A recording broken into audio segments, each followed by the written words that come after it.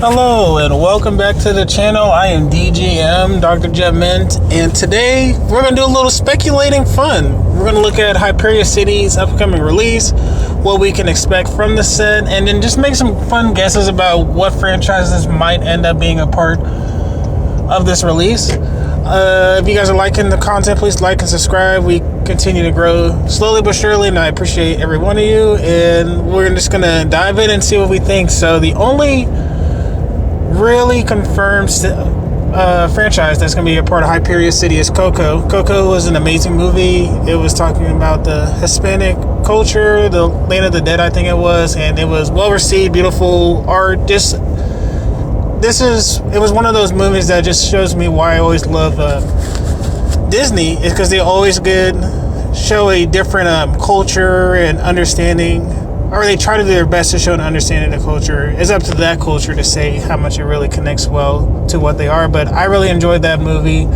and I'm looking forward to it. I love the different characters in it, just the artwork, the songs that they can do in it. I think it'll fit pretty well into the Lorcana world. So what we'll do, just so we can have an idea of where we're going to be going with this set when we're talking about what could be in it, let's look at their description. They say you can join the likes of heroes, princesses, and a magical wizard or two.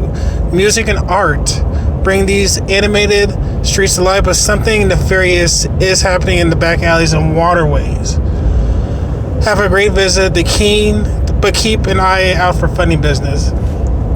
So they give some hints. It'll be pretty hard to guess exactly what's going on, but I'll just stick with, the only one we know is Coco, and we'll make our guesses. What I will just note, just so we can see how much this set is already hyped, they re-released the pre-orders to Hyperia City yesterday, and then those are already sold out. So just kind of be aware that going forward, it is unlikely to get Lorcana below MSRP because people are just buying it up. I did get another case, so I got 2 cases of it. I'm excited just to kind of, more than likely, I don't know if I'm just going to sell a case for the ability to buy some enchanted, or it may be a situation where I just trade it to get the Attack of the Vine, because I don't really have any cards from there. So we'll see how that goes, and we'll just start with some of the things that I think is pretty certain. Coco, we already discussed. I think they'll just do a little bit of homage to Big Hero 6 again, not a lot, but they'll still have Baymax in there as some of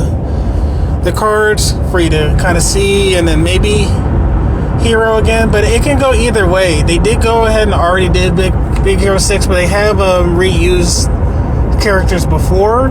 It's just the look of Hyperia City just makes me feel strongly that they would be willing to throw it in there again, because it is a fun world, a world kind of based on a superhero. So I would say I feel like they're going to do it just as a throwaway, and then something people will like. The one that I feel pretty confidently, to me, being a 90s kid, I remember seeing this movie when I was in middle school.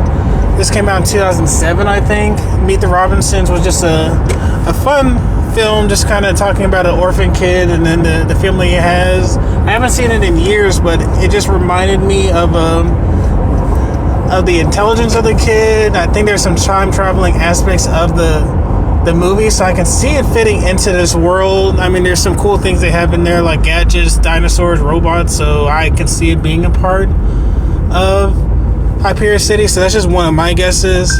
It wasn't... the other thing I was going to try to highlight, Coco was really well received. I think it made over 800 million, so I think that's going to be the big hitter. They're probably going to have one more. I'm going to say the other one that I think is going to be in it to the end.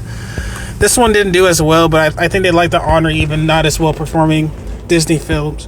The other one, I feel confident that I would see it being in there, especially since they keep talking about music, is Soul. Soul doesn't take too much to really have it to be a part of the card game, because it's just a couple characters that you really have to get in there to really pay homage to the film. They can do the Joe Gardner person. I forget the name of the cat. I looked at maybe like 30 minutes of it. I didn't have a lot of viewing of Soul. I'll probably go back one day and watch it, but it was well received too. It wasn't a big box office hit compared to some of the other ones, but it released during COVID, so that was a big part of that. And it's just one of those films I think could look well in that world and just give a good perspective, just to have more taste in the Hyperia City. So I can see Soul being a part of it. I feel like this one is my more confident one over both Big Hero 6 and Meet the Robinsons, because I just feel like the music sense can just fit in so well, and it's pretty easy, I would think. But we'll see what they end up doing. My classic, they usually like to have classics in these sets, because they had Lady and the Tramp, they had Bambi, they do things like that. I can see the Aristocats, because they talk about music, they talk about alleyways. I can see Cats being a part of it. So my guess right now is that Aristocats is going to be in it. It would be fun, loving. It was one of my favorite classic movies watching it. I used to love the music. I can't remember if Oliver and Company is Oliver and Company a Disney? I think it is, because I didn't even think about it until just now, but I can see an Oliver and Company being a part of this too. And it is, yeah. So this is going to be another one that we might see be in there. So those are, I would say one or the other is going to be in it. I would lean closer to it being the Aristocats, which would be another fun one.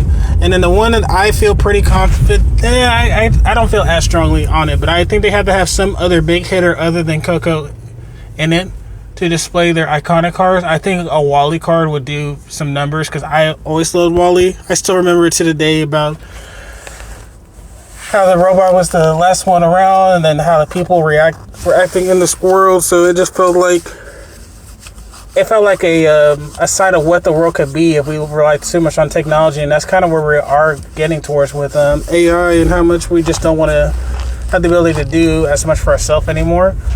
Wall-E was one of my favorite Pixar movies. I love the artwork and design, and then it was like, other than Up, it was the last Pixar movie that really made me feel the magic, because I was still at a younger age at that point. So Wall-E is my other guess. I think it will bring in enough attention to the set and hold up pretty well. It did perform well too.